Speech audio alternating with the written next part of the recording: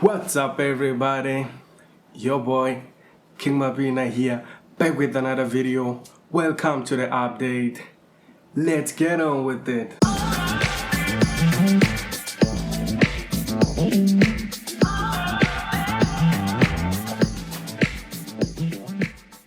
So guys, before we go ahead with today's video, please go down there and smash that sub button, smash that like button, and let's get on with the video. Today we're gonna talk about something I'm mostly interested in, something I'm still doing, something I like doing. What is Hackintoshing? So basically, Hackintoshing is the process of installing macOS, which is Apple's desktop operating system, on your Windows computer, be it a laptop or a desktop. Hackintoshing is a relatively easy process, but before going on with the process, there are some things which you have to know. Things like your hardware, which hardware to get, and how the software works. You have to learn some things before you get into Hackintoshing. So today we're gonna talk about the process of Hackintoshing, why people Hackintosh, why I do it, and why other people do it. Firstly, we're gonna talk about Hackintoshing a laptop. Hackintoshing a laptop is relatively hard compared to Hackintoshing a desktop, because when Hackintoshing a laptop, you have to buy a specific laptop with specific CPU and specific graphics. This makes it difficult because later on you cannot customize the laptop unlike what you can do with the desktop. Many people are choosing to Hackintosh desktops because of this point, that Hackintoshing a laptop requires you to do more research before buying the laptop that you wish on Hackintoshing. You cannot just take any laptop and start doing the process. You firstly need to know if the processor is supported, if the graphics are supported. And Hackintoshing a device while the graphics are not supported is not good, because you are not going to have graphical acceleration. People have started Hackintoshing since Apple and Intel partnered to have the first Intel Macintosh. The first Intel Macintosh was the first x86 powered the Mac and led people to start this Hackintosh process because they could not pay the Apple tax, which people normally call it, since Apple devices are very expensive. So people say that Apple is charging people tax for their proprietary devices and proprietary operating system. This has led into the start of the Hackintoshing process. Many people started this at an early stage and they've since made it to be relatively easy for an average person to do it. I've done it before, I'm still doing it, and I'm still running my Hackintosh right now on the latest macOS. Hackintoshing is not considered a very legal process because under Apple's EULA, which is End User License Agreement, it says that you have to use macOS on a Apple device, a device which is made by Apple themselves, but people are still doing it. Apple will not come after you for Hackintoshing your own device, but if you make them for sale, if you make Hackintoshes and sell them, they will come after you. They don't want people to sell computers with their operating system, but making it for yourself, they won't come after you. The laptops are harder to Hackintosh due to the things I've elaborated before. But the other thing that makes laptop difficult is that they require certain things like trackpad drivers and other things. You have to get more things. You have to get more knowledge about Hackintoshing before starting the process of Hackintoshing your laptop. For instance, AMD CPUs are now supported in Hackintoshing, but if you want to Hackintosh a laptop, buying an AMD CPU laptop is not a good choice because the graphics are not supported out of the box, and still now they are not yet supported. The process is still going on, but the Vega graphics are not yet supported yet. They may become supported at a later stage, but for now they are not supported, and that's what makes it a good choice if to buy an Intel laptop if you want to get in the process of Hackintoshing, like many people are doing. The Intel laptops are supported because Apple themselves have been using Intel CPUs for their Mac laptops and Mac desktops. Now we're gonna talk about desktops. Hackintoshing a desktop, to be specific. Hackintoshing a desktop is relatively easy compared to Hackintoshing a laptop because firstly, you don't need as much knowledge as you need to Hackintosh a laptop, since you don't need as much drivers like you need when Hackintoshing a laptop. Many people are Hackintoshing desktops because desktops are more powerful for the price of what you pay compared to laptops. And like I said before, they are easy to Hackintosh. When Hackintoshing a desktop, you need to know the motherboard you are buying. You need to know the processor that you are buying, the discrete graphics card that you are buying, and the Wi-Fi card or the Wi-Fi adapter which you'll be buying to use with the Hackintosh. It might sound like a lot, but it is not a lot if you normally build your own PC, because you'll just have to choose which components to buy yourselves and then come and assemble it yourself after it has been delivered to you or after you have bought it from the shop.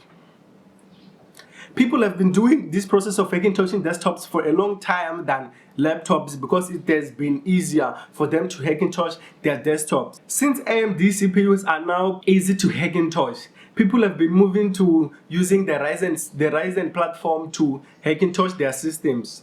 Many people are using what they call Ryzentoshes, which is a Hackintosh based on an AMD CPU instead of the Intel CPUs people normally use. So since there are these Ryzentoshes, AMD CPUs are now supported, people using them. It means more people are now starting to get into Ryzen Hackintoshing. Since two of the most used platforms are now easy to Hackintosh, people are moving to Hackintoshes and Hackintoshing their own systems to experience the macOS.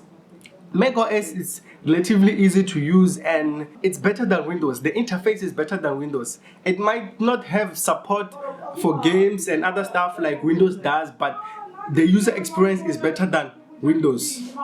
Windows 10 is a very good operating system and most people are using it because they are buying the cheaper options like the cheaper laptops which come with Windows, and they don't buy Apple laptops. Apple laptops have been known to be expensive, obviously, so that's why many people are not using them and people are using the cheaper Windows options. So people move on and Hackintosh their systems to get the macOS experience on their Windows laptops. So let's go back to our concept of Hackintoshing desktops. Like I said, you need specific components, which is going to be easy if you are used to building your own system. If you're used to building your own system, you can, like, maybe you are buying from Iftech, Woodware or Take a Lot. You'll just choose the motherboard which you want. Let's say you want an AMD system. When you're building an AMD system, specifically the Ryzen one, you just choose any Ryzen based motherboard, any motherboard which can accept Ryzen, because for AMD any motherboard is okay as long as the CPU which you are going to buy is going to be compatible with the motherboard, then it's going to be an easy process for you. But when building an Intel system, you have to get a specific motherboard because they don't really have good support or they don't really run that well. So you have to get a specific motherboard when doing Intel Hackintoshing than when doing the AMD Hackintoshing. Since AMD Hackintoshing is easier and most of the motherboards are working, like they're working out of the box with issues maybe concerning to audio, but it's easy to fix by just using a specific text. And that's one of the things. Drivers in macOS which we use when Hackintoshing, they are called kext or kernel extensions. That's what people are afraid of, dealing with these kernel extensions, config.plist, all these other things which you have to do when doing the process of Hackintoshing. And they are relatively easy, it's just that people are not ready to learn or they don't want to learn. That's why people are saying that some of these things are difficult, even though they're not. You don't have to be a coder, you don't have to be a programmer to do Hackintoshing. You just have to know what you have to use and use those things after getting to know them. Just getting to know them, then start to use them and get your Hackintosh working like other people are doing. So this process of Hackintoshing has been, like I said, has been going on for a while. People Hackintoshing their own systems, people doing it, and I've been doing it.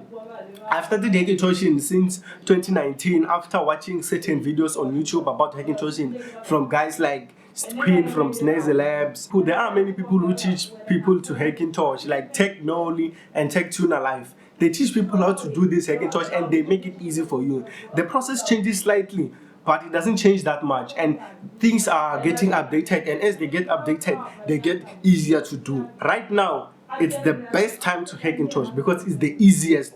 It's the time which will get the easiest process of Hackintoshing. It's very easy to Hackintosh at the moment than it has been over the past years. So if you want to get into Hackintoshing and you are based in South Africa or you are based somewhere where Hackintoshing is not really a considered process, I say start now. Do it now. You can still do it. Like Apple is transitioning to their own silicon, to their own processors and graphics, but Hackintoshing is still a viable option since they still have Intel Macs, which means that they'll still support the x86 processors, which is AMD and Intel. So Hackintoshing at the moment is still viable. It will be viable for at least 5 years. It might be more than that. That's why I say at least 5 years. It might be more than 5 years. It might be 7. It might be 10. But for now, Hackintoshing is still a viable process when you want to experience the Mac OS without buying the Mac devices like the MacBooks and the iMacs and the Mac Pros themselves, even the Mac Minis. So that's the viable option for many people here. Let me say here in South Africa, because people do want the Mac, but they don't want to pay the Apple tax. They don't want to buy those Apple expensive products because Apple products are very expensive, like everyone knows. So that's why this Hackintosh process, they firstly started. That's why they started from the start. So Hackintoshing is easier. Hackintoshing is doable. But I'm not saying that everyone should Hackintosh. Like, don't do it because you want to use Hackintosh forever. Do it because you like to experiment. You like to do new things. You like to learn things. Don't do it because you want to use it as your daily driver for good. You can use it as your daily driver for now because it's still stable, but not for good, because obviously, like I said, Apple is transitioning to their own silicon, which means that they are going to phase out the x86 platform and they are going to use their own silicon only, which is the one which is going to be supported, and it's ARM based, so it's going to be difficult to emulate it on x86. But what do I know? People do many things and people are advanced technology wise, so they can code certain configs to make it possible to Hackintosh your x86 platform, while Apple is only supporting the ARM platform. We don't know at the moment, but things might change as time goes on. So this is it. We've been talking about Hackintoshing, the process of Hackintoshing, how people do it, why people do it, and which platform is easier, and why things are getting easier and why things might get difficult for now. And my advice is, if you want to do it, do it. Don't be afraid to start something new. So do it. So guys, I'd like to ask you to please subscribe to the channel, like all the videos, watch all the videos till the end, so that we can increase that watch time. Like I've begged you before, guys, we need 1K subscribers, so please tell everyone to subscribe yourself, watch all the videos. Let's build the community, guys. Let's build the community of tech here in South Africa. Let's make our own community of tech nerds or tech people here in South Africa. Let's build the community. Tell everyone to subscribe, tell everyone to hop onto the channel, tell everyone to get onto the channel.